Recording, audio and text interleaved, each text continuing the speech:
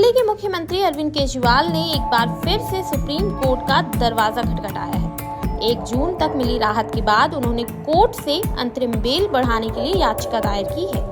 याचिका में सीएम केजरीवाल ने अपनी अंतरिम जमानत 7 दिन बढ़ाने की मांग की है। आम आदमी पार्टी के मुताबिक सीएम केजरीवाल को अभी पेट सीटी स्कैन के साथ ही कई दूसरे टेस्ट से गुजरना है, इसलिए उन्होंने जांच के लिए सुप्रीम कोर्ट से 7 दिन का समय मांगा है।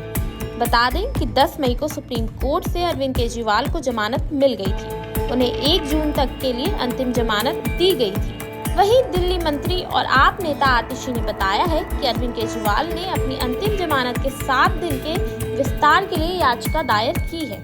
जब वे ईडी की न्यायिक हिरासत में थे तब उनका 7 किलो वजन कम हो गया था। Delhi's Chief Minister Mr. Arvind Kejriwal has filed for a 7-day extension of his interim bail.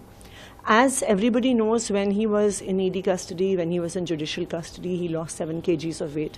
This sudden weight loss, unexplained weight loss, is a matter of concern for doctors. Despite being out of custody and under medical supervision, he has not been able to regain that weight again. Early tests have indicated that his ketone levels are extremely high.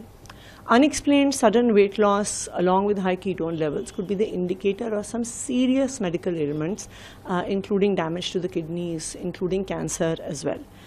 And therefore, doctors have suggested that he needs to have a set of series of investigation, including PET scan of his entire body and other such serious tests. Because for diseases, be it like cancer, be it like kidney diseases, detecting them at early stages is extremely important because these are rapidly progressing diseases. So this is why we have asked for a 7-day extension so that he can get all of these tests done, start whatever medication has to be started, and then 1 week later, on 9th, he would surrender instead of on 2nd. दरअसल अरविंद केजरीवाल दिल्ली शराब घोटाले case में अंतिम जमानत पर बाहर है। Supreme court ने उन्हें 1 जून तक अंतिम जमानत दी है। 2 जून को उन्हें सरेंडर करना होगा।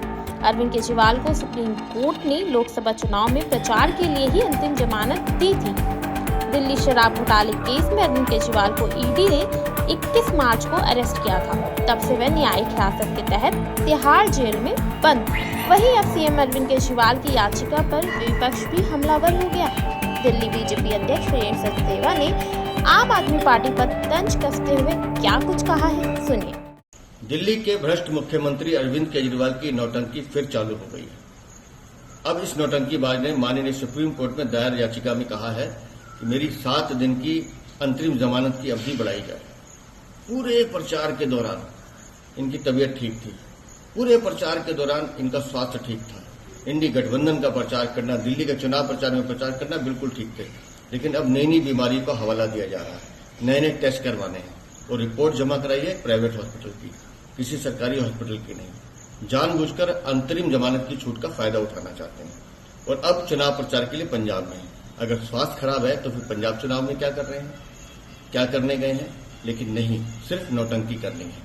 पंजाब की जनता से मेरी अपील है, अगले 3 दिन ये नौटंकीबाज पंजाब में रहने वाला है और वहां ड्रामा करेंगे, गिरने की कोशिश करेंगे, चक्कर आएंगे, स्वास्थ्य खराब होगा, ताकि किसी तरह से अंतरिम जमानत की अवधि बढ़ जाए।